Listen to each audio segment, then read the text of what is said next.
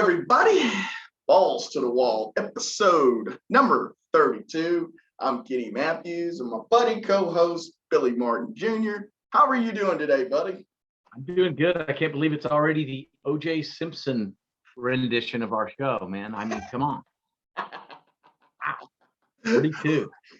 Do we got any stolen memorabilia anywhere in Vegas that we know that we may know of? I don't know, but I'm jumping in the Bronco and hauling ass if we do. That's great. We do appreciate you guys listening to us, and we appreciate if you could subscribe to us. Just hit the like button on Rumble, YouTube, Spotify, and Anchor, and put a comment in there. That is key. You can even do an emoji. The comment is the key there, so we appreciate that. And any suggestions, as we say, week to week, we love to try to improve the show for you guys, bring you some material that you want to hear. Just feel free to write anything that you want. My buddy Bob Miller wrote me a nice little comment this week telling me that I absolutely know nothing about the NBA. So, so I do appreciate that, Bob. I'm going to study harder just for you since I don't know anything about the NBA.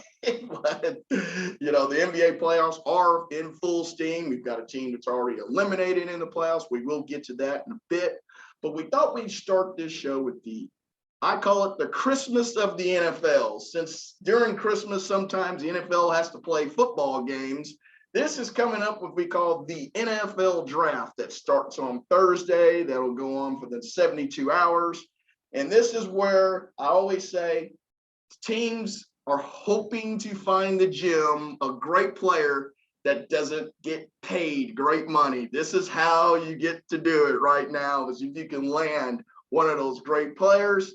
And it's always exciting to see. It's such a crapshoot. I mean, we won't bore you guys to death with all these mock drafts that seem to be dropping every other day. But, you know, I always thought that the NFL draft, I remember when it first started getting put on TV with Paul Zimmerman. I know you remember him, the great writer for the New York Times all those years. And gosh, I'm trying to think of the guy at ESPN. Oh gosh, but anyhow, they used to do that, and it was so exciting back then because, you know, we really didn't get a whole lot of coverage until that, and ESPN floored us with a bunch of coverage. And now you've got NFL Network doing things. You got other, you know, that's chiming in. I mean, this is a big deal. I mean, it's a big money maker for ESPN and NFL for sure. And now they're going to these host cities, you know, to do these events. Billy, could you imagine when you first started watching the draft that it'd be the spectacle that it is right now? I mean, yes and no, because like you said, I used to always look so forward to it.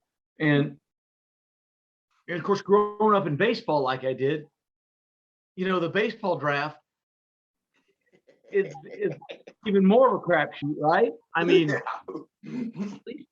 least all these first rounders we see in the NFL are going to be in the NFL. I mean, right. You know, they're going to have a uniform. Yes. I mean, when I tell some people this stat, it freaks them out. In baseball, of drafted players, less than 9% have a 4-year career in the major leagues. I mean, it is. And so, you know, you see instant results with the NFL draft, with the NBA draft. Those guys go straight from being college stars to you know, the big leagues. And so it is exciting. But it's interesting to see who becomes even better against that better talent, you know, because we all do that to some degree. I mean, if you're good at a certain thing and you're playing somebody that's better than you at golf or pool or whatever it is, absolutely. Sometimes you step up your game, and sometimes you do the opposite when you're playing someone that's terrible. And I love that part of it. Who is way better, and I love to kind of have my own guesses and who I think are going to be stars. And don't you also, it seems like it's kind of a team thing. It seems like, you know, good organizations are good drafters, you know, for the most part. You know, it's, you know, think about, now this is what I was thinking about over the weekend. How many times the Detroit Lions had top 5 pick in the last 40 years, and they're still losing.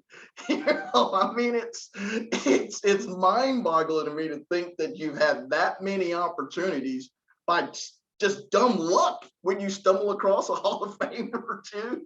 It's from that. I mean, they did get Barry Sanders. I'll give you that, but still, I mean, they're perennially, it seems like they're in the top 5 in the draft every year. And and then you look at teams like Baltimore, the Ravens, who are at the low end of the draft every year, and they seem to come away with quality players year after year.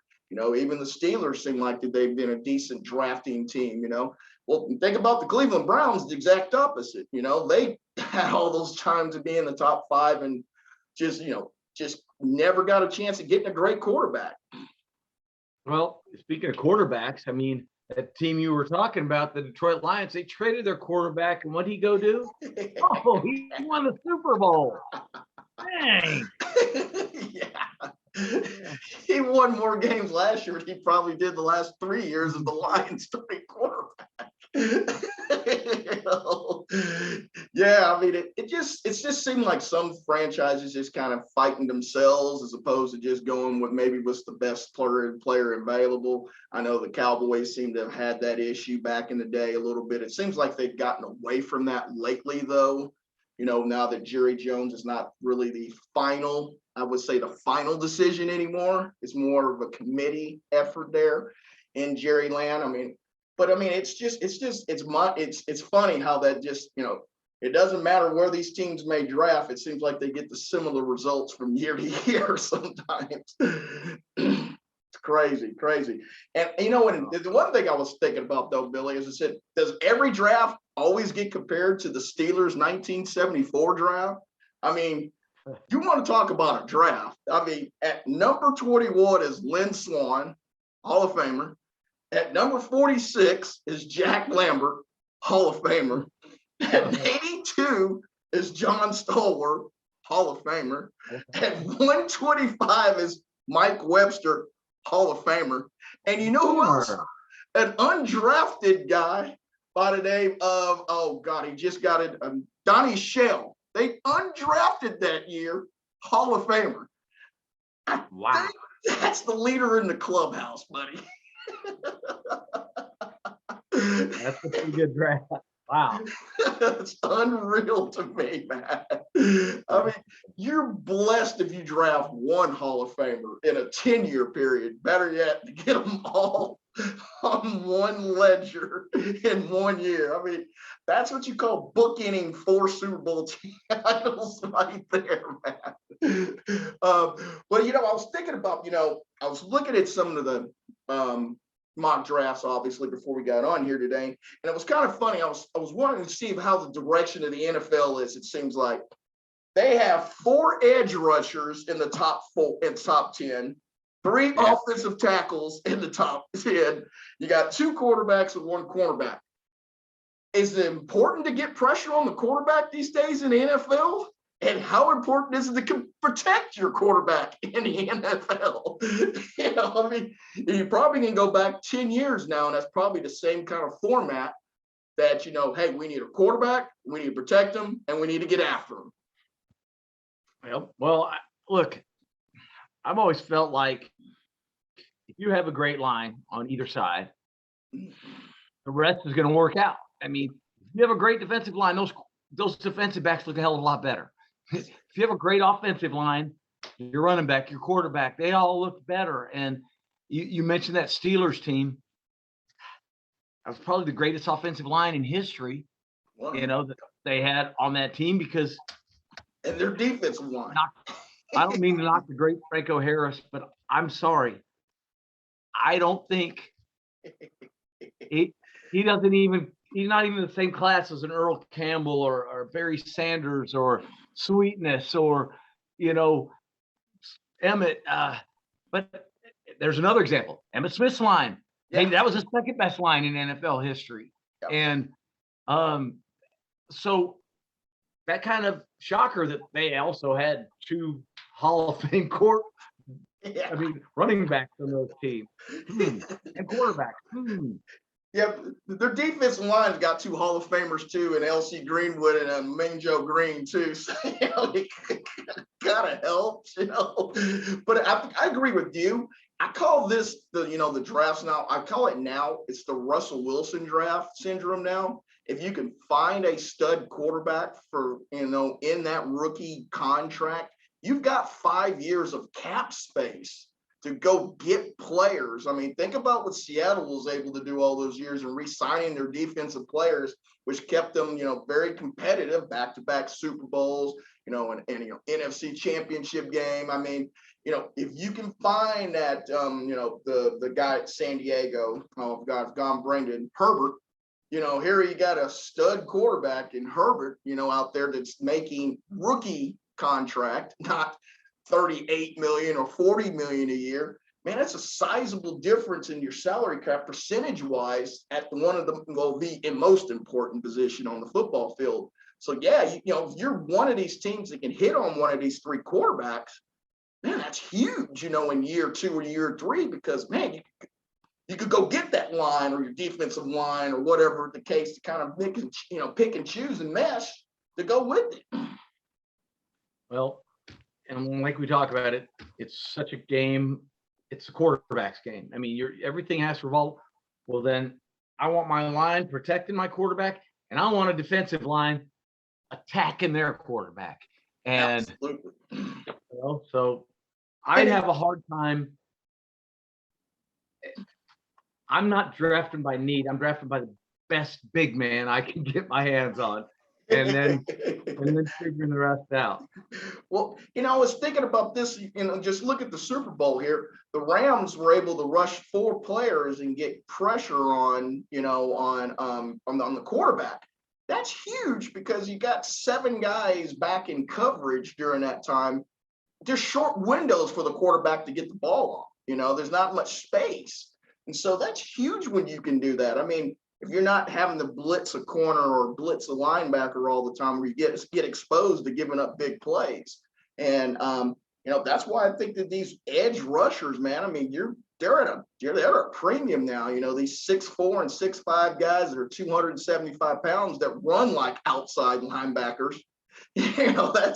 That's huge. And then that's what makes a guy like Evan Neal, the offensive tackle for Bama, who by far to me is the best offensive lineman in this draft, no question. Yeah. I mean, he's a man.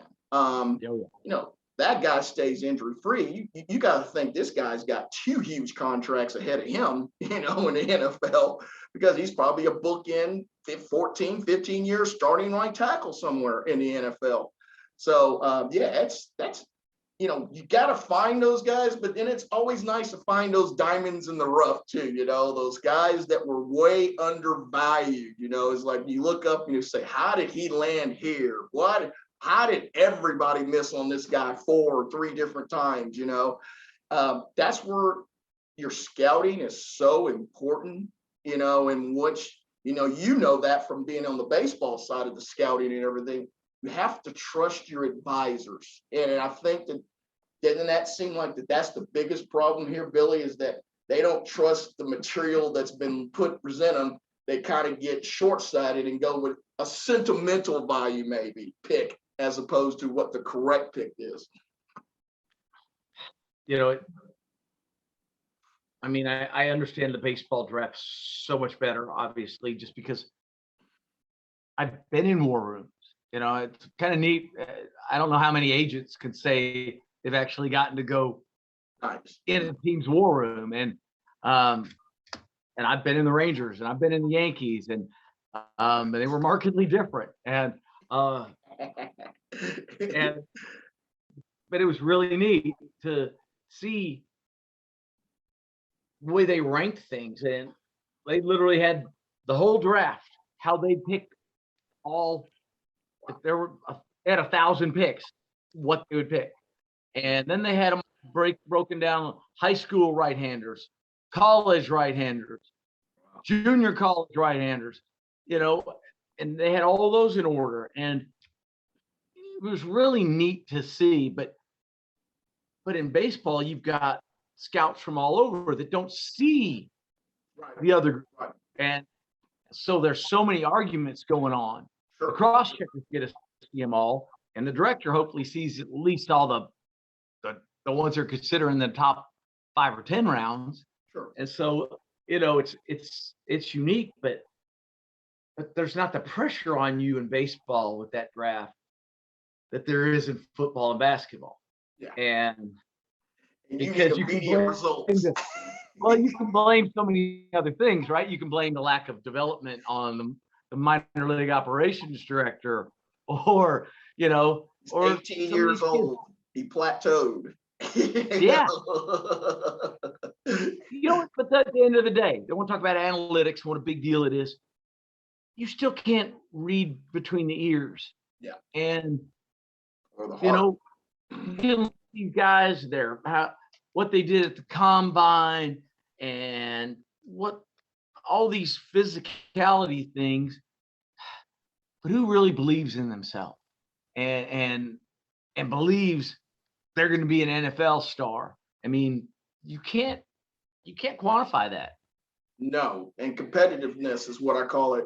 You can't compute competitiveness. I mean, look at Isaiah Thomas, just for basketball reference here. He doesn't have all the measurables and all that, but you won't find a more competitive little son of a gun than Isaiah Thomas. And he took that all the way to Springfield in the Hall of Fame. Yeah, it's hard to do. It's hard to those measure those. But Billy, isn't that what really makes the elite GM and draft, teams? They're the ones that hit more often on that than anything else. Well, and who can squint and see what somebody's going to turn into in 5, 7, 8 years down the road, which is very important in baseball, but it's important in everything. I also wonder something too. How good do the guys around you make you look at? Like, you look at Georgia's defense, right? They have all these beasts and all these guys are going in the first round. Well, is one of those guys the reason they're all so good? I mean, is it the guy in the middle that's collapsing that whole line? I'm with you on that. Okay. I literally, that's my sleeper. They've got Jordan Davis going 14th to the Ravens. Yeah. And I'm sorry, he's the first one of those guys I picked. That's Mount Cody number 2 going to the Ravens. Yes. Look at this. At 341 pounds, that guy's running a freaking 4.78 40. 4.7 at 340, Billy. That is unreal. I mean, how many guys that weigh 240 can do that? Dude, there's some running backs at NFL that run 4.7s. Absolutely. This guy, so when they do that shuttle that goes 2 and 3 yards to the side and all that other kind of stuff, I'm just telling that guy, Davis, you see that quarterback? Try to go get him. That's it, dude, because you can outrun everybody on that other side of the line of scrimmage just trying to keep you out of the backfield. That's amazing to me. But what happens with him if you put him on an edge, or maybe at linebacker, or you would think I'm sorry, but you could think you could put his hand in the dirt, or you could put him in a 4 technique or a 3 technique, and you could still get great production. I think. I mean, I would hate to be a GM knowing that I needed a quarterback and he was on the board, because I know that would be the guy who will win me ball games down the road. But I know that my regime is telling me we need a signal caller, And then you see him go to 12 Pro Bowls and goes to the Hall of Fame, and you're like, I had the opportunity. The opportunity. But yeah, I think you make an excellent point. I think Mr. Davis, to me, is the most valuable guy on there. I mean, I know how good Thibodeau is. I don't know if he has a passion to play the game or not. There has been some question marks about his health and his desire. And if I ever hear that in February, March, or April, man, you're off my board. I mean, because Absolutely. that's I don't like hearing that kind of stuff. I mean, you know, I know Trayvon Walker. I know it's a lot of people's consensus #1 pick. Another guy that's in that great Georgia defense. Does he make a lot of these plays because Davis gets 3 guys on him? I don't Devontae know. Wyatt. I don't know. Now, I will say this, Georgia's defense last year has kind of been what Bama's defense has been probably past 12 or 13 decades, and it seems like those Bama defensive guys have pretty productive careers in the NFL. So I'm not going to, I'm not trying to diminish Georgia's defense by any stretch here, but you need to prove it now. I mean, the proof is in the pudding now with those Georgia defensive, where they get picked and what they do now. Bama's got stock in that area. Georgia doesn't have just that kind of stock yet. They don't have the skins on the wall for us to compare to all that. So it'll be really interesting with those Georgia guys because Lord knows you're going to have a lot of them drafted here. There's going to be a lot of people going after them because that was one historic defense last year for sure. There was another guy I was thinking about. I read something earlier that, Kenny Pickett, the quarterback for Pittsburgh, this time last year, people were saying second, third round. I mean, I know he had a great TD to interception ratio last year and all that. I'm just wondering, why is this new fad now of just absolutely overspending and overdrafting quarterbacks where they should be positioned now? I know there's a need. Don't get me wrong. I understand that. But why are they mortgaging the future when maybe one out of these 3 quarterbacks turns out to be decent? I mean, look at all the ones we've had in the last few years that are just bellied up or not even in the NFL anymore. And I'm thinking you give up a first-round pick this year, a first-round pick next year, and a second-round pick, down the road, and the guy stinks. Who was that? Lynch. I mean, think about, like him. I mean, out of the league, so it's like, what do you do when you mess up on the quarterback side of things, Billy? Yeah. And it's got to be the hardest to figure out who can step up and read that quickly. And I mean, let alone, you can see who's got the arm strength, who's got the release, the body. I think you can figure out a ton of it. But who can really read and make those instantaneous decisions with 341-pound guys running 4.7, about to take your head off? I mean, you could be the Dolphins right now. They draft Tua, and they still don't know if they have a quarterback. They have maybe the best wide receiver crew now in the NFL now when they got Tyreek Hill. And there's questions if Tua can throw the ball 50 yards down the field to get to him. Yep. So, I mean, you talk about you're always resetting the switch. If your quarterback busts out, in 2 or 3 years, you're going back and you're resetting it 2-3 more years for another one, 2 or 3 years for another one. Meanwhile, you could have drafted really well and got some balance and some value with your picks. And maybe you just get a journeyman quarterback that, makes, is pretty good. The 16th rated quarterback in the NFL, the 17th rated quarterback in the NFL. Maybe you get lucky and it's somebody like that. But man, it sure sets your franchise back when you swing and miss on that quarterback. Oh, absolutely. And especially when it's, like I say, first round. I mean, and I haven't checked any stats on this, but it would seem to me like you're better off there taking a good quarterback in the 3rd round every other year and then seeing when you land that guy. See if one lands. Because you still have the ability to go free agency. If it, the other way around, you don't.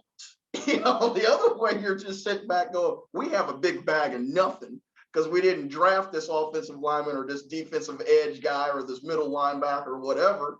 So, yeah, I mean, I'm kind of in that same agreement with you. Instead of overreaching for a quarterback, maybe you just wait and say, all right, we got a developmental one guy here, that we got this guy that's going to probably play another 2 or 3 years. Let's develop a guy. But we don't develop quarterbacks in the NFL anymore. No. That's over these days, man.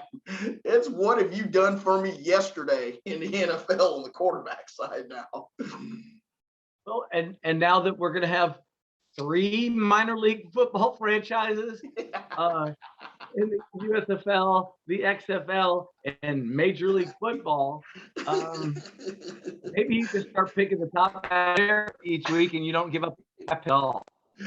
I have to admit, when I was at the spring game this weekend in Oklahoma, and when I got back to my hotel very late Saturday, well, I should say early Sunday morning, I actually did watch a little bit of the replay of a USFL game again.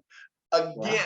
Fox, stop showing the audience. It's a whole bunch of steel. We're not seeing people sitting on the steel. Please. I hate seeing Joel Klatt and Kurt Menefee do a game where it sounds important and then I see nothing but empty bleachers. They're going to blame COVID for that. Because, yes.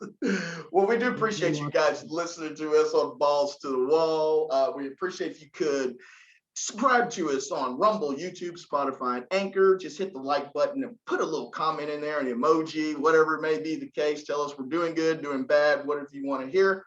And any suggestions to make this product better for you guys. We appreciate it. As I tell Billy each week, it's my favorite hour of the week to talk sports with my man, Billy Martin Jr. And I'd like to go on. Oh, there was one other thing about the NFL. Kirk Herbstreit.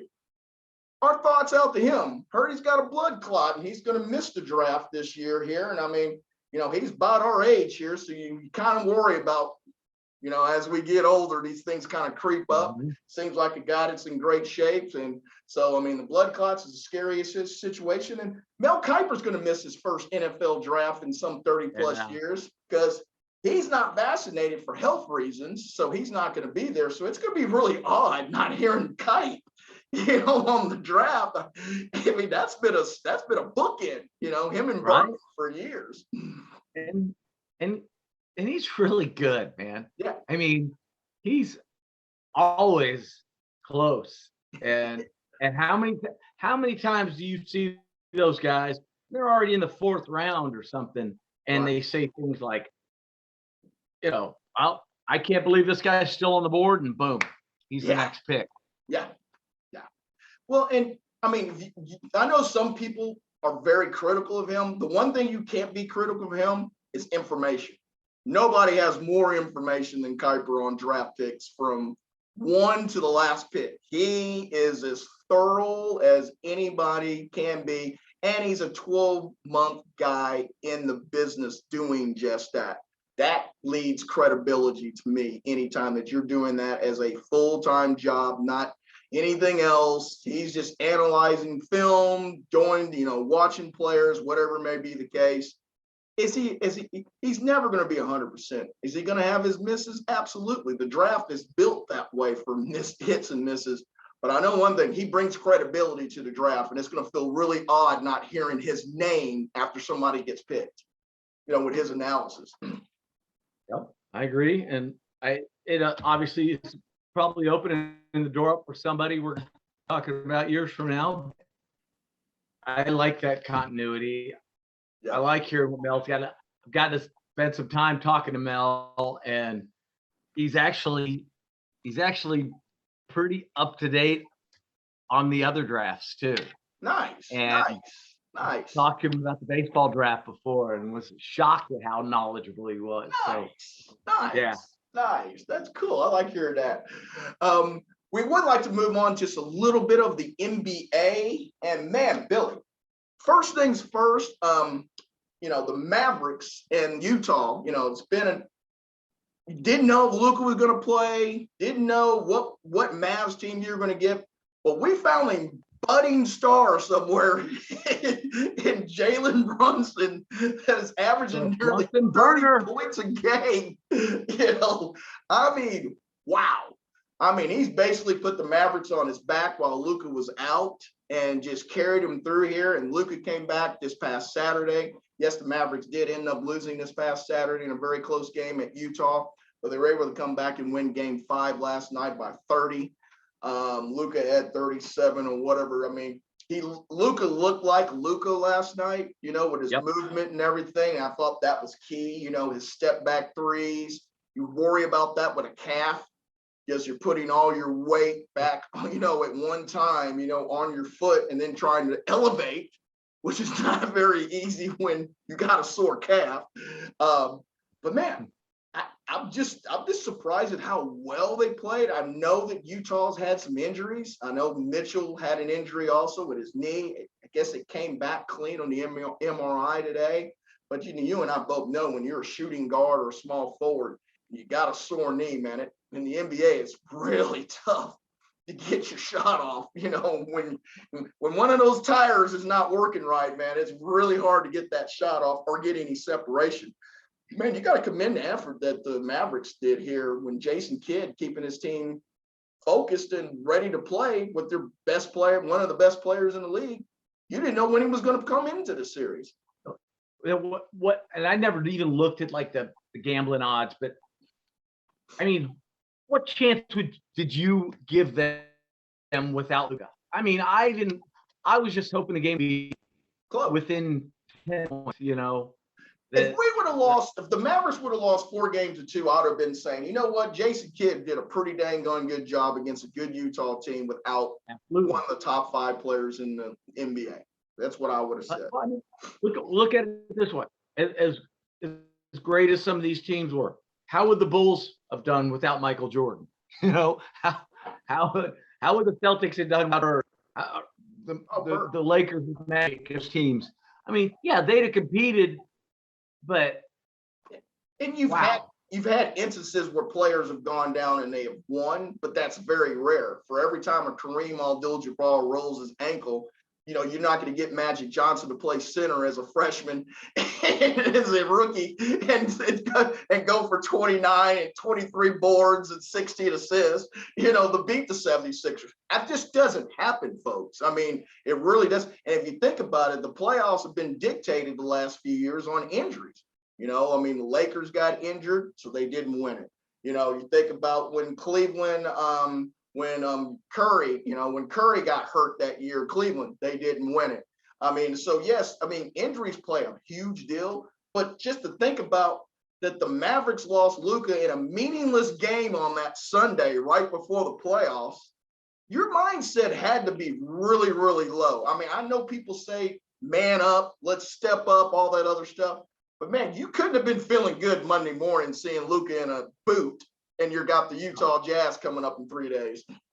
No, but might this be the catalyst that kind of makes that team all of a sudden believe in themselves as a team? Because, like you said, the Brunson burner is now a guy that believes in really what he can do, and so does the team. They all stepped up, and so I've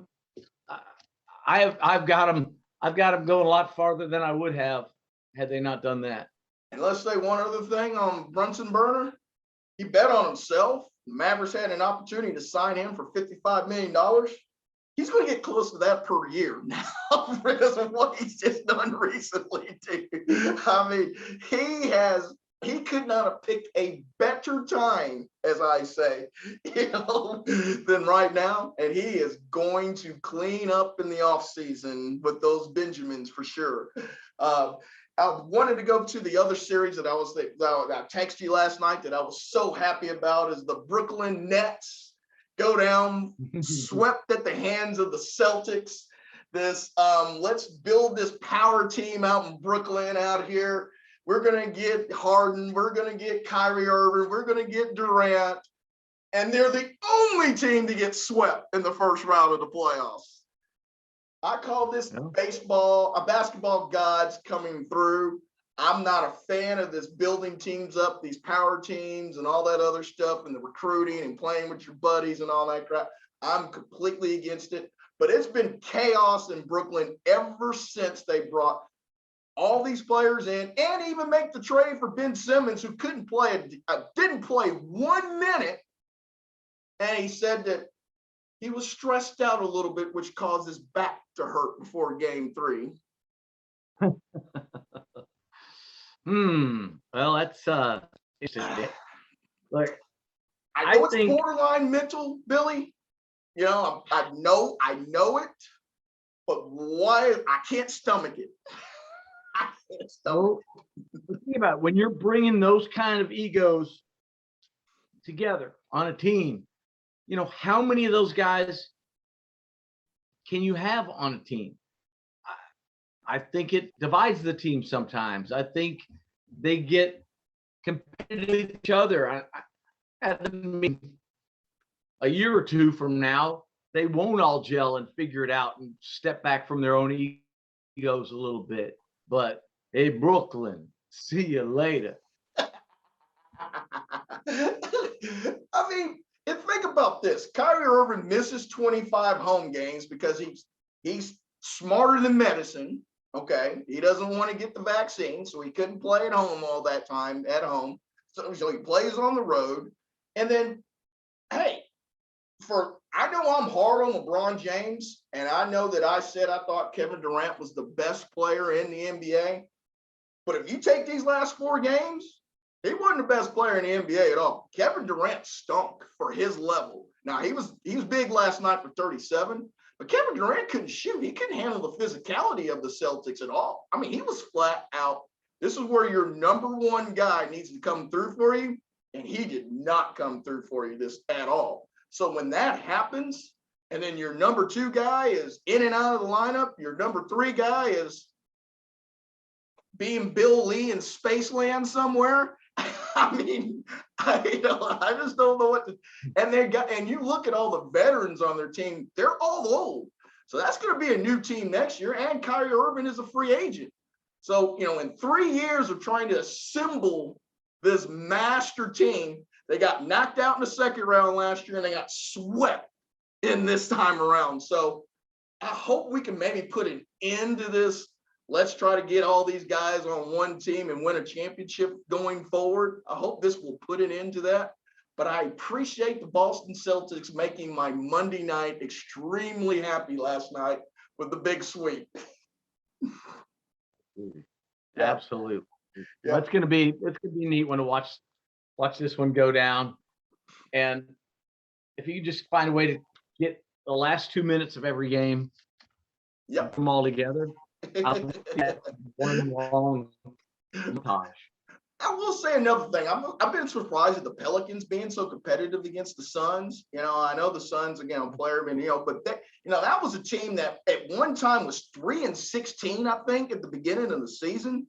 So they have a great turnaround just to get into the playoffs. And you still haven't seen Zion Williamson at all, who was supposed to be all world for them, and all this time. Give them some credit for them. They could have absolutely tanked, as we like to talk about on this show a lot. They could have tanked games, and they didn't. And now you're getting these young players some playoff experience. So if you do get Zion next year, maybe you are a bigger player in the playoffs next year, because you had this experience instead of already golfing right now and then not getting the experience. So, I know we're hard on the teams that tank, but that was a situation where somebody probably should have, and it paid off for them in a positive way. Absolutely. Yeah. Well, what's next, Kenny? We're going to talk about baseball. NBA thing. Jerry West going to take this up. If you haven't been watching the Lakers winning team on HBO, it's pretty funny. I choose it for just entertainment value. I knew it wasn't going to be factual and all that. I know people are getting bent that it's not a lot of facts, but Jerry West wanted to take this to the Supreme Court. You won't find a bigger fan of Jerry West than me But I think the Supreme Court's probably got a few other issues on their mind that's a little more important than ruling in Jerry West's favor for an apology of the way he's depicted in this show. I mean, they were calling him a raging alcoholic. He's never drank at all. Talks about how he didn't want draft magic as the GM, all these other kind of things. I mean, yes, they're false. But people, it's just entertainment. They have the disclosures saying that these are not always facts and all that other kind of stuff. I just think we just need to put the bitcher meter away a little bit. But Jerry West threatening to take this to the Supreme Court, I had to chuckle at that a little bit.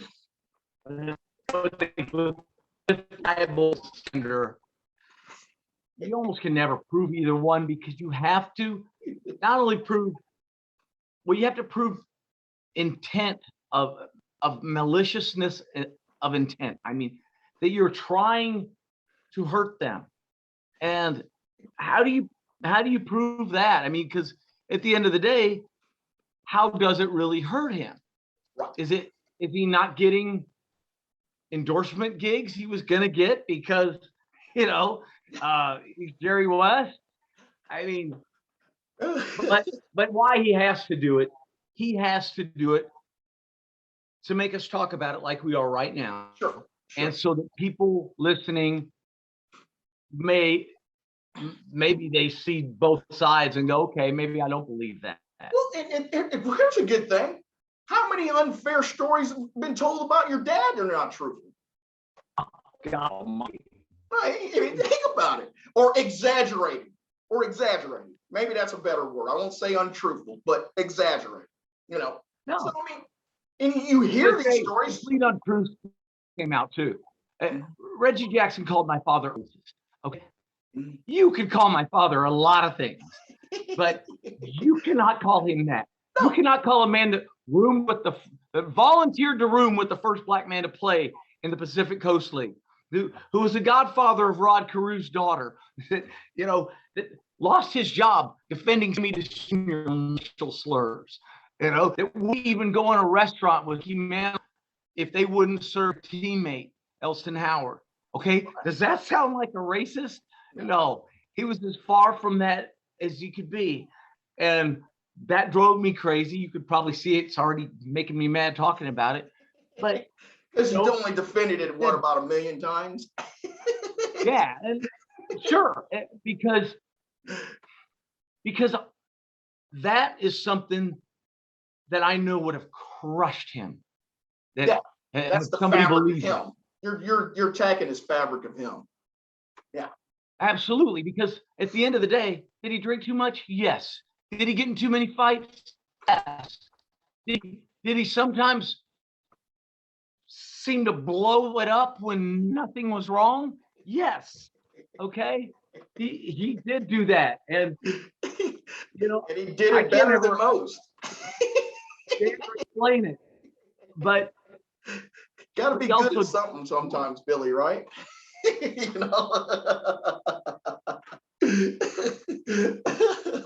Well, I mean, and I just being in the public eye, it's just part of coming with it. I think we spoke about this last year.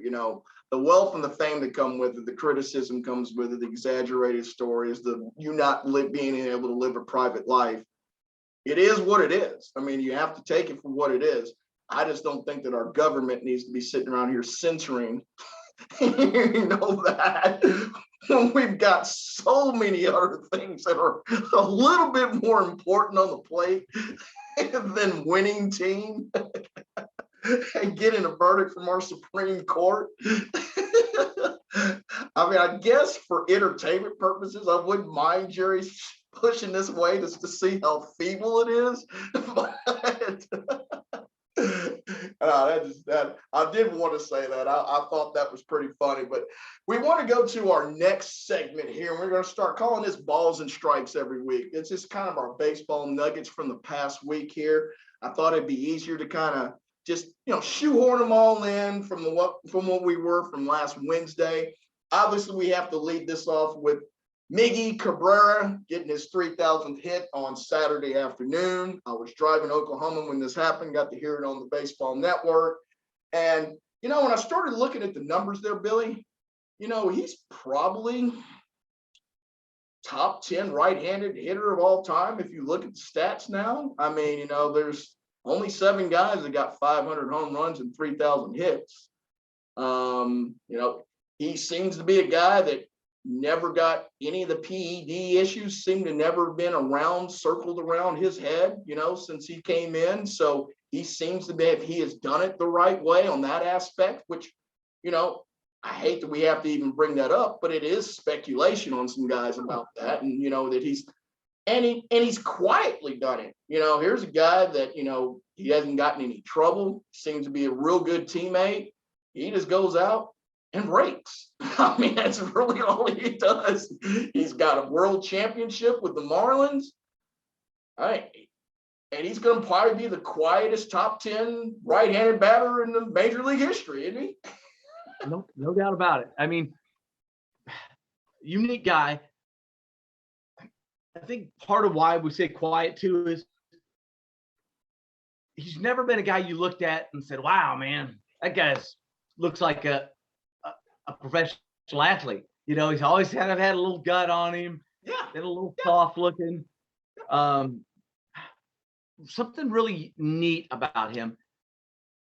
Mid-90s, I represented the Rangers manager, Kevin Kennedy. Yeah. And I produced his television show back then, and called The Scoop with Kevin Kennedy. And so we'd be there sometimes for BP. We'd mic Kevin up. He threw batting practice. Not many managers did. And so it was fun. Well, I'm still on the field, and I'm watching the Tigers take BP. And Cabrera never pulled a single pitch in batting practice. Everything was oppo or oppo center. And I asked him about it afterward, why do you just oppo in batting practice? I mean, is it always done this? And he said, oh, absolutely. I have to. He goes, if I start trying to pull the ball, I'll cheat. I'll start stepping out. I'll start even early. And I start losing coverage. He goes, I've got to tell myself, see the ball as long as you can. Let it travel. Take the other. He goes, because in game, get my key. If I get that pitch right where I want, inner half fastball, he goes, my body's just going to attack. Right. And I'm going to pull it. I'm going to pull it, thinking going the opposite way. Yeah. And it's funny. It's like, we always make fun of a Joey Gallo on here and guys like that are days pull happy. Jeremy Bennett. Wait, the ship will be gone. Richie Sextons. I want to say to him, why don't you go hang out with Miggy for a little while? Yeah. And the guy that's going to the Hall of Fame, and soak a little bit of that action up, because I think a lot of guys would benefit from that mindset, but so many of them now think that going the other way, you're selling out. Right. And how many times do you see him hit home runs the other way? Just like you see Cole. It's his spray art's unique. I'm glad you brought up him going the other way, because the irony of that is 500th home run at Toronto, right center field. His 3,000th hit, right field. Not bad. Not bad.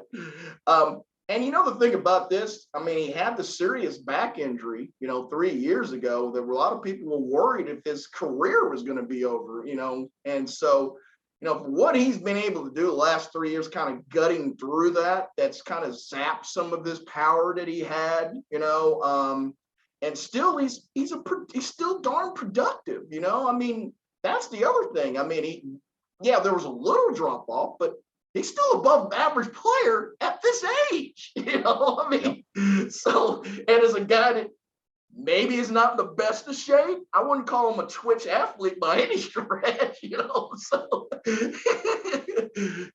but it's pretty nice to see him do that. And I actually liked the interview that he had on the MLB Network afterwards. He kind of got a lighter side of Miggy that I think none of us really got to see.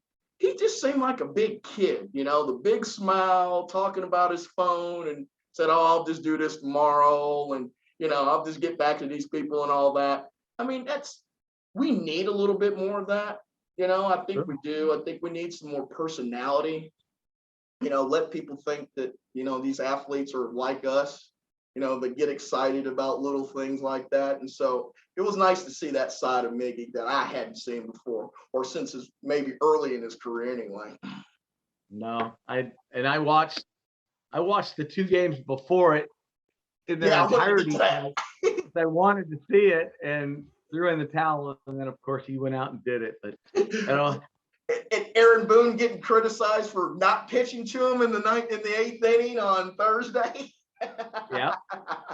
But I didn't have a problem with that either. I mean, at the time, it's a 1-0 game.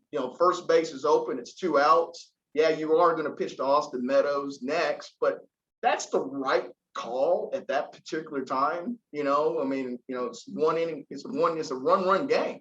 Aaron Boone's trying to win ball games, and absolutely. And gives up that flare to Meadows and makes it 3-0. So the baseball gods may have got my Yankees anyway, but still, it's like that was the right play. And I mean, I guess it'd have been harder for maybe does Aaron. Okay, this is what my hypothetical to you. Does Aaron Boone pitch to him if Detroit was going on the road Friday instead of being at home Friday this weekend? No, Aaron Boone's trying to win a game. At the end of the day, I think so. You're going to do what the game tells you to do, and I'm sorry, that's more important. Because really, it's funny. I wonder how many pitchers. I know they all think they don't want to give up that big home run, that milestone, but really, do you not? Because you go down in history. You're a part of that history forever. I mean, Mike Bassett, yeah. Mike Bassett gave up that famous home run to Barry Bonds. He spent money signing those photographs. Hey, I'm gonna tell you one that's probably the most maybe revered one would be John Matlock giving it up to Roberto Clemente's 3,000 hit. He lands straight on the number 3,000. Yeah. Bill Buckner's between the shoots.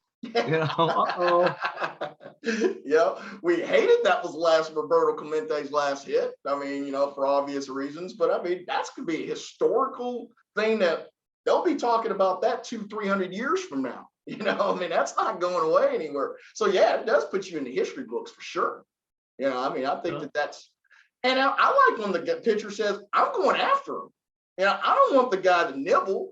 I want the guy to go after the batter. If you're going to really make it be legitimate, then go after him, pitch to him. Let's not nickel and dime him and try to be 2-3 inches off the plate and all that other stuff. Hey, rear back and get it. So I'm all for it. But yes, Boone made the right choice. He did. He was doing what baseball says to do. But what about Mr. Buxton last weekend? I think he single-handedly swept the White Sox last weekend. That guy had a tremendous series. We talked before the season about him being one of those guys that if he could ever stay healthy, you're talking about an MVP type, performer. And that guy's, he's been nailed so far this season. I read somewhere where he was in 900 eligible baseball games. He's already missed 400. So, this is a guy that's been a little brittle, to say the least. But, man, if he ever can just stay on the field, man, you're talking about a 5-tool guy that can carry a team, like crazy. And, man, he had a tremendous weekend against the White Sox. Well, sometimes those guys that get hurt so often just need to dial it back a few clicks. And it's one of the things I have to talk to a lot of my younger clients about when they're coming up in the minor leagues. And it's funny because one of the guys I still talk to quite a bit, and he was a 3rd round pick of the Giants back in 2001. He got mad at me when I brought this up, and I'm like, dude, you got to dial it back just a tick. You can't play this game at 105%. Learn how to play at 92% or 95%. Just, no, that's my game. That's who I am. Like, you could say that's who you were in high school or college when you got 4 games a week. Yeah, but right. a little different when you got 7. And, I go, think about it. Watch a center fielder for the wall. They know where the ball is. They're running full speed, but they're under control. They're smooth. They're not killing themselves. But they're being smooth and trying to do it right. And if you look, they actually run just as fast, smooth and relaxed. Watch an Olympic sprinter. Sometimes those guys can't help it. Their heart's in it so much that, but I bet he'll learn. I bet a guy that's that athletic is going to figure it out and learn how to play at 94% and be fine. I was listening to MLB Network yesterday, and Sean Casey and them were suggesting maybe you don't go into the wall every time, or maybe you don't steal as many bases, year to year to year. Maybe you take some of that less wear and tear on those events, and it may put 1 or 2 more years on the back end of your career. And I guess, like you said, it's kind of hard for those competitive guys to kind of turn that on and off, though. If you've been going only one way for such a long period of time, how do you shut it down? Or do you just pick and choose when to do it? Close game, you just do whatever you got to do. If it's a blowout game, hey, I'm not going into the dang on fence today. We're down 8 runs, the 8th inning. So it takes a maturity. It takes some maturity on that. And you have to do what you just did right there. You have to continue to talk yourself down a little bit.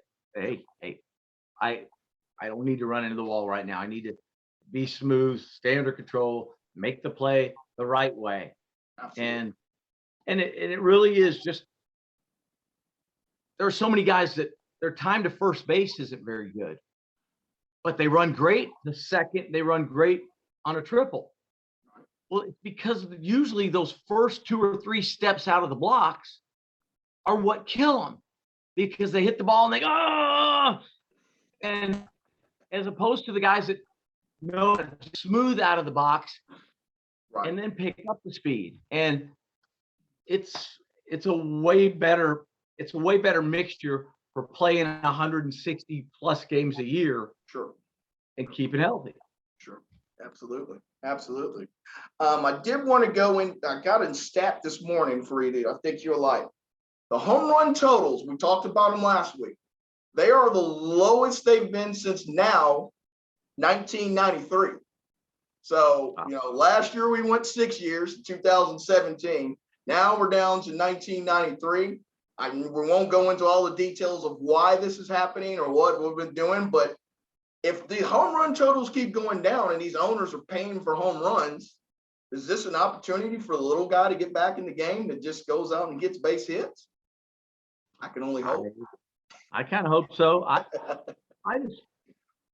just want it to mutate backwards the middle a little bit.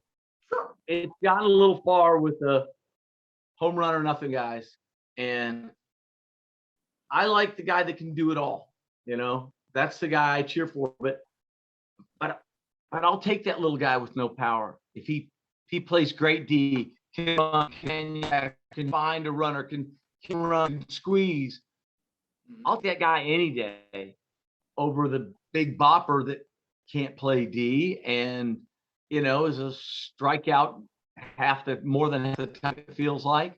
Yeah, I'm a fan of old school baseball. So absolutely. A couple surprises so far in the standings. I mean, we nailed everything pretty good, except didn't expect to see Boston to be basically we expected Baltimore to be out of it. Boston's 4 games back. Not that that's a huge deficit, but you look at the Central, they're all within 2 games. Yes. In the AL West, Houston's the only real surprise there. Yes. We kind of picked them to be at top fighting with Seattle. They're 3 games out. Everything else is kind of as we figured. I mean, the Mets are leading the East. We called that. I gotta give the Mets credit. I got to give the Mets credit for losing DeGrom at the beginning of the season and playing so well. They took 3. I was going to say my surprise team was the Giants. You know, they took 3 out of 4 from the Giants last week, and then the Giants were able to respond with the 3-game sweep of the Nationals, and then they won at the Milwaukee yesterday. I mean, the Giants are a half game behind the Dodgers.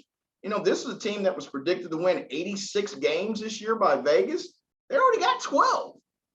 So, I mean, you know, I mean, and they've lost some pitchings to the DL, and Brandon Belt didn't start the season for them. You know, Crawford hasn't had a great year just yet. They lost, Longoria before the beginning of the year. The Giants did. I mean, Gabe Kapler, he may be hated by other teams right now, but he's doing something right out there at Old Pac Bell in San Francisco.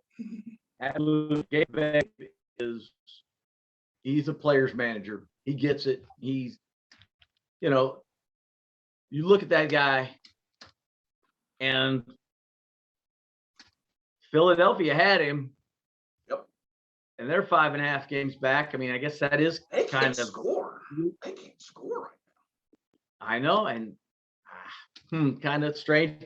Another positive surprise is look at the 10-6 Rockies in 3rd place in the West. I didn't expect them to be ahead of San Diego, but you lose John Gray, your ace. You lose your best player in Story, and here you are in the competitive NL West, and you're 10-6. I mean, yeah, that's a heck of a job. And you lost your Skip, didn't it? No, he's still there. I'm sorry. No, he's still there. I was thinking of the other guy, but yeah. It's a heck of a job that he's done out there in Colorado land for sure. Yeah, I'm glad you brought that up. I meant to say something about that earlier. My other surprise would be, and maybe it's not really a surprise, the White Sox. They've kind of stumbled out of the gate a little bit here, but they've been ravaged with injuries. You know, I mean, Luis Robert, he's out. Moncada's out, but Joe Kelly's been out. Lance Lynn's been out. Who was the guy that did his hamstring the other day? He's out 8 weeks, you know. So, you know, they've been beat up a little bit, you know, and I mean, but they got a great skip, so I know they'll be fine. The division is not too tough, you know, on the onset, it doesn't seem like, so you'll probably get back in it. You got guys coming back, but again, you know, this was a team that thought they were going to really hit the ball, you know, and they haven't really hit the ball, and they haven't pitched. Starting pitching hasn't been very good for them either, so that's kind of something to look at. No, and I think when they do put it all together, looks like they're going to be on top of that division, depending on obviously how long some of these injuries last. But what they really have, and I know that they don't want to start some of these guys' clocks, they got some great minor league players that are really ready to go. You know, Cespedes' little brother is ready to go. Yeah. All the Cuban guys are signing there right now because they all like playing together, and it's going to be interesting to see do they start throwing some of these guys out there a little early to make that difference, because with their owner, he's always looking to save money. So it wouldn't surprise me at all. It wouldn't. I was going to tell you look who's leading the American League in batting. Owen Miller, Cleveland. He's batting .455. You know, if I would have told you that 3 weeks ago, you would have laughed at me. And then National League, the guy that gets talked about getting traded every day, Eric Hosmer, is leading the National League in hitting. I mean, all this guy does is play good defense. All he does is hit. He doesn't get in any trouble. He shows up for every day. You know, I go, why are the Padres so eager to get rid of this guy? I don't understand. He is a world champion. I don't know. I don't know. I mean, was he probably overpaid? Was that contract probably a little more than he probably deserved? Sure. Yes. But the end of the day, the guy's still pretty damn good, right? Hey, it's not BJ up. It's not Upton's contract. It wasn't Pujols's contract. I mean, yeah. If he probably paid him a couple million more a year, probably so. But I mean, I do know one thing. You don't have enough left-handed bats in the National League as it is anyway. He's not going to hit 30 home runs anymore. He's not going to do anything like that. But he's about as steady as you can get. And the back of his baseball card pretty much tells you what you're going to get from him year to year now. And 158 games played, and and good production. I don't know why they're trying to get him out of there, but that's San Diego management. I did want to tell you this: Jock Peterson. We got 4 guys tied at 6 home runs. Jock Peterson for the Giants. We talked about the Giants earlier. Why does it seem like every year their reclamation projects work for them? I mean, for the Giants, they go get a veteran that looks like he's on the end of his career, and all he does is come there and produce. I mean, it's the Giants' way. It allows them now. I think I read somewhere that the Giants' minor league system is about top 12 now, which, if you remember just 2 or 3 years ago, Billy, their minor league system was devastated, with trades for guys and stuff of that nature. So, the Giants are set up to be really good here down the road, kind of the rest of the way here, Billy. It's just you got those sticking Dodgers in your dang division every year, and that's your measuring stick. Yeah, you do. And, the Giants have been that way for a long time. Yep.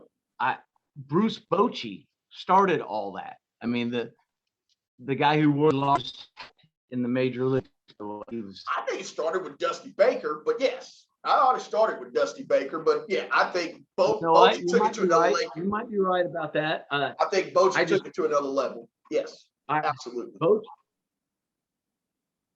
had some of my guys that were young, and I watched some younger guys not develop under it.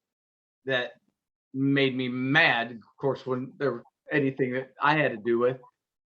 Other than the superstars, the Posies and the guys like the Lincecums that went to Cy Young in his first 2 years in the major leagues. Payne. Those Payne. Yeah. And but you send them a guy that was a journeyman and had been on 7 other teams, and all of a sudden he's an all-star, and there's something unique about that. And I wonder how many psychologists really try to figure out what buttons was he pushing to help make those guys better. And what buttons was he pressing with Panda Bear? Getting production out of the Panda Bear. I mean, he was doing something right, because Boston thought that contract was going to be enough to push Panda Bear, and it didn't. So he goes back to San Francisco and he starts raking again. So yeah, I really like the way the Giants have just done things here the last 4 or 5 years. I mean, I know they went veterans where they got really scrutinized a couple of years ago when they brought Evan Longoria and those guys on the team, because they said, "Hey, man, you're bringing older guys to an aging team," because the core was getting older. Belt was getting older, Posey was getting older, Crawford was getting older. Those guys. I can't remember who the center fielder was, but anyhow, and now they're kind of seems like they're bringing in some younger guys into this mix here now, where Brandon Belt's going to be your elder statesman now, and Crawford, but you still got a pretty young, middle-aged pitching staff, so that can carry you a little bit here. Now, it's not the same lumber as the Dodgers got, and they don't have the same pocketbook as the Dodgers got, but they're doing it in an economic way and a fundamentally sound way to me in building a team right now. Yeah, they are. And they draft well, they develop well, they get these guys in there, and you've never heard of a Lamonte Wade until all of a sudden you look down and, wow, this guy's pretty good, and they haven't had him all year. He's been hurt. He's just now getting cleared to play. There's another name they're going to be throwing out there And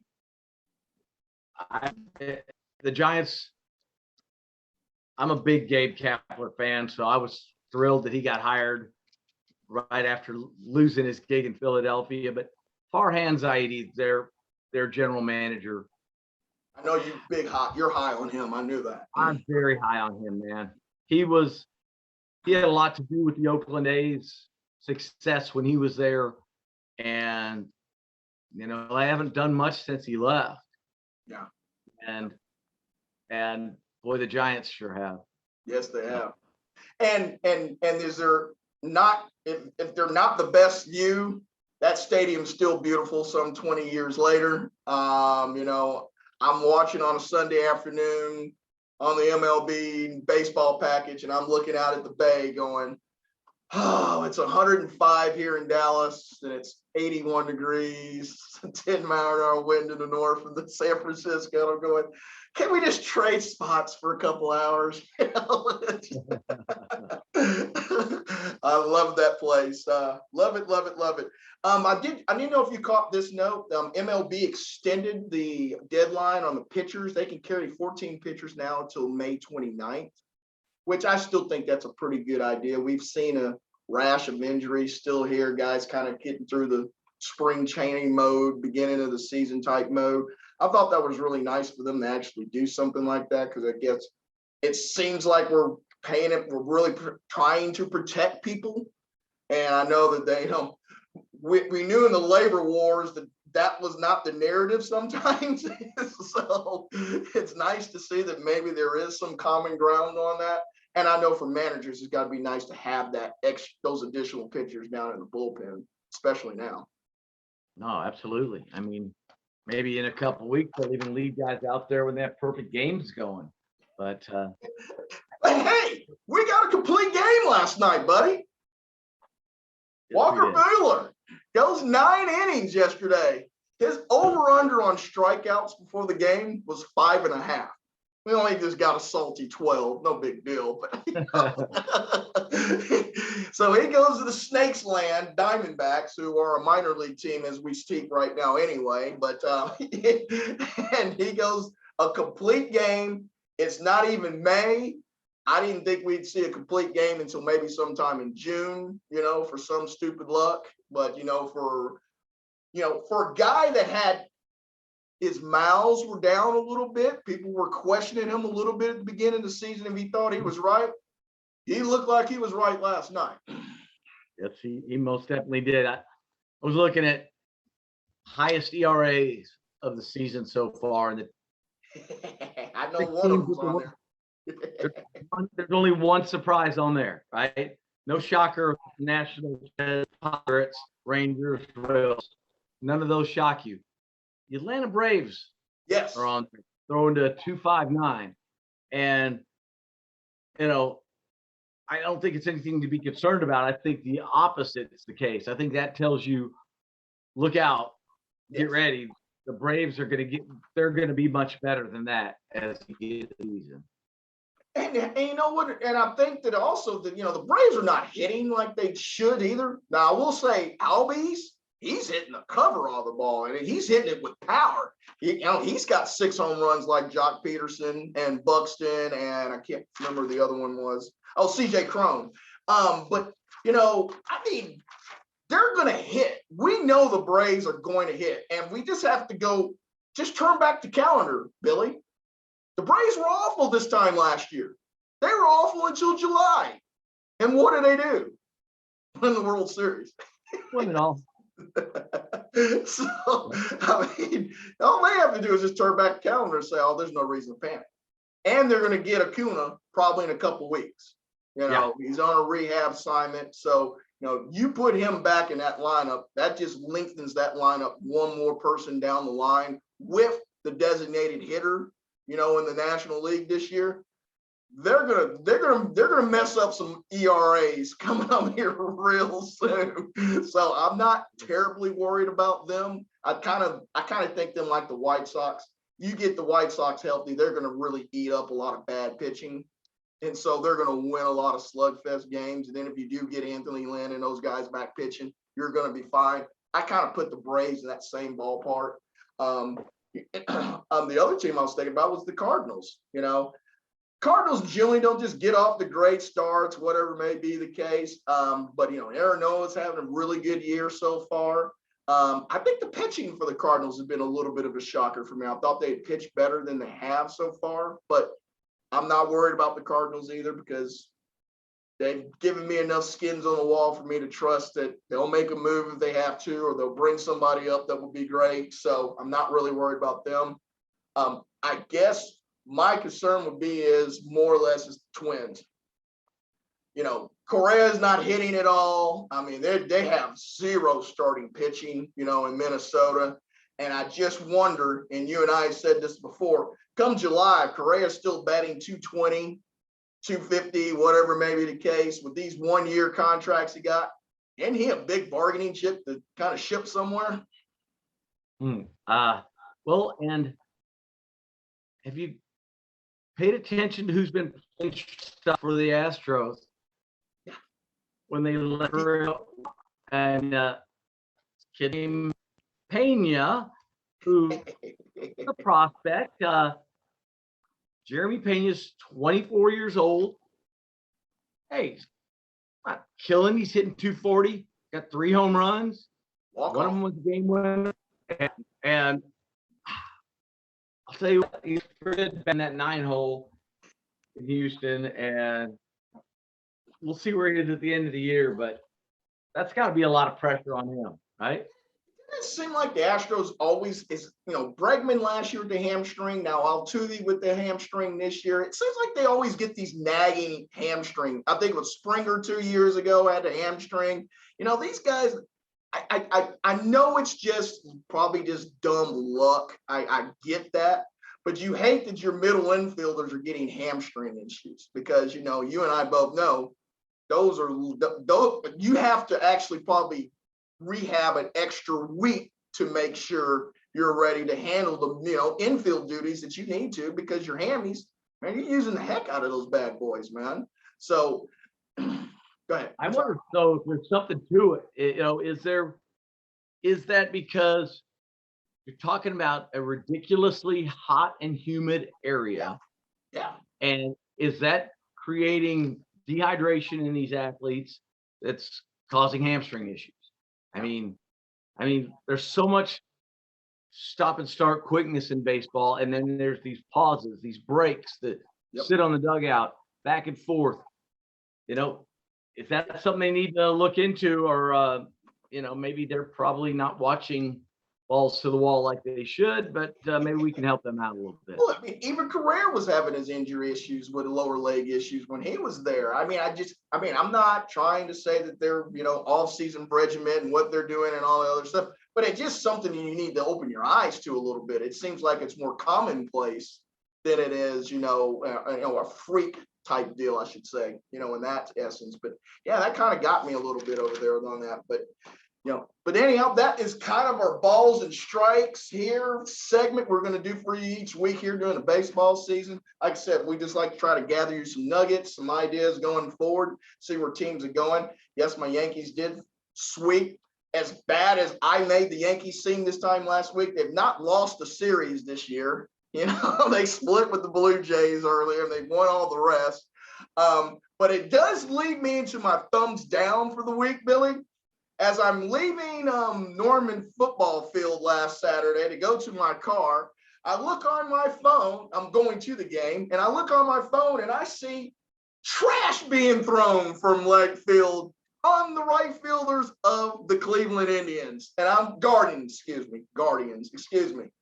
And I said to myself, Yankee fan, don't be Philly fan. Please don't be Philly fan. You don't need to throw anything, and you're 12 feet high. A wall is separating you, and you're throwing items at somebody that can't protect themselves, and you won the game. You didn't get robbed. Hey, Yankee fans throw batteries at their own players.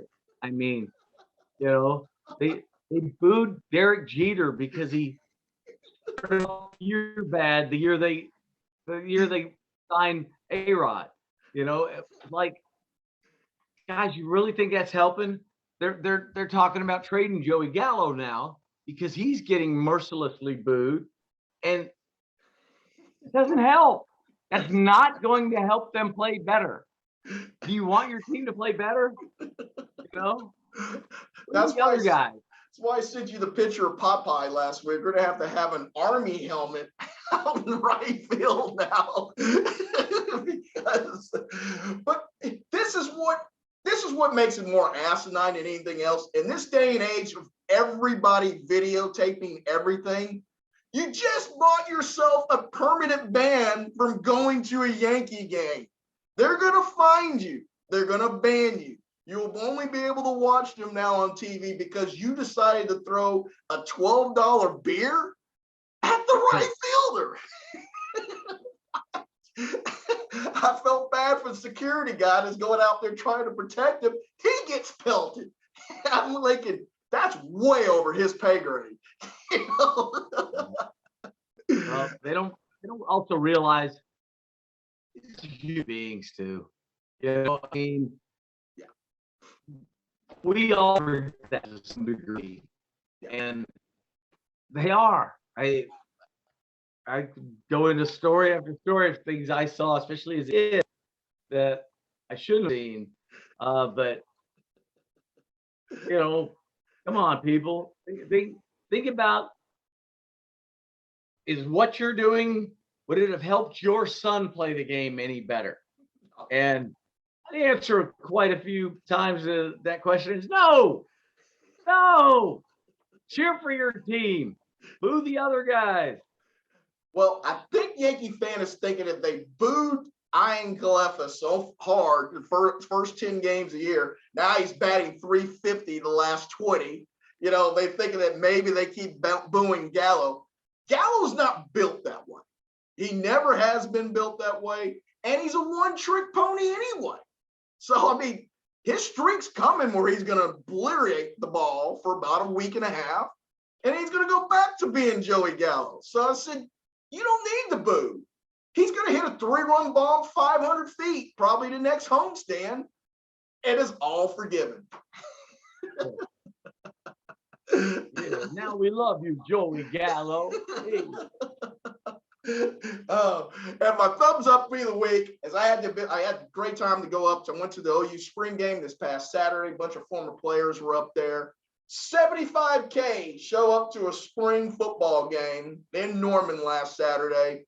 Unbelievable atmosphere. Brent Venables treated everybody so nice. The only reason I say this is Brent Venables told a couple of players to grab as many former players as you can and get them here and just tell me what the price is. That's pretty cool because that normally doesn't happen, in those kind of cases. A lot of those players have to do that on their own dime. Now, a lot of them are professional athletes, they can afford it, but not everybody is, and I mean, there's a few guys that I know, they're just hardworking guys, got families of 3 and 4, whatever be the case. They're just average Joes. So he made a huge event this past weekend that opened doors to a lot of people, and it was a fresh breath of air after the gut truck, getting hit in the stomach by Lincoln Riley the way he did this past November. It was just a nice setting of being able to actually breathe again. Felt like, you got your lungs back a little bit. It's a spring game. I understand that. No big deal. Nobody, who cares who won, lost, whatever. But it was just nice the way that people showed up and supported that. And for Baker Mayfield, I know a lot of people hate Baker Mayfield. I understand why. He can be an absolute prick. I understand that. There's no problem with me saying that. But he needed that because he's in football hell right now. He has no idea what he's going to do next year, and he's recovering from an injury. So he still doesn't know what his future is like. And I was telling somebody before, just because he's made millions, that doesn't mean he's not worried about not making millions next year. I said, we're always worried about our next paycheck. We got a lot of us have spent our last paycheck. You need to know what your future is. And I think that gave him some love, and a real tough love profession that the NFL is. I mean, call it what it is. NFL is pure business. It's a cold-blooded world, buddy, and you're as good as your last game in that world. So, yes, I just want to say kudos to Brent Venables, man. Made it perfectly fan-friendly. Got to meet a lot of people there. No sweat. There wasn't a security telling you to do this or that. It was a wonderful weekend. Besides trying to roll my car home on Sunday afternoon from those storms, it was a great weekend for sure. If you'd had a sale, how much quicker you'd have gotten home. No kidding. A lot of dope beverages, a little rough Sunday morning, but you know what? A little Bloody Mary and some brunch. You're okay. I acted it. I was 21. Oh, but yes, we do appreciate you guys listening to us here, man. We enjoy this weekly. We're talking to you guys here again. If you can help subscribe and just hit the like button and then comment. The comment part is the biggest thing here. It can be emoji. It can be anything that you want in there. Suggestions. Tell us that we don't know anything. Tell us that we're smart. Whatever may be the case, we'd appreciate it. But we will definitely be back with you guys next week on Balls of the Wall, episode number 33. Billy, I appreciate you, man. Look forward to seeing you next week, buddy. You too, my friend. See you guys.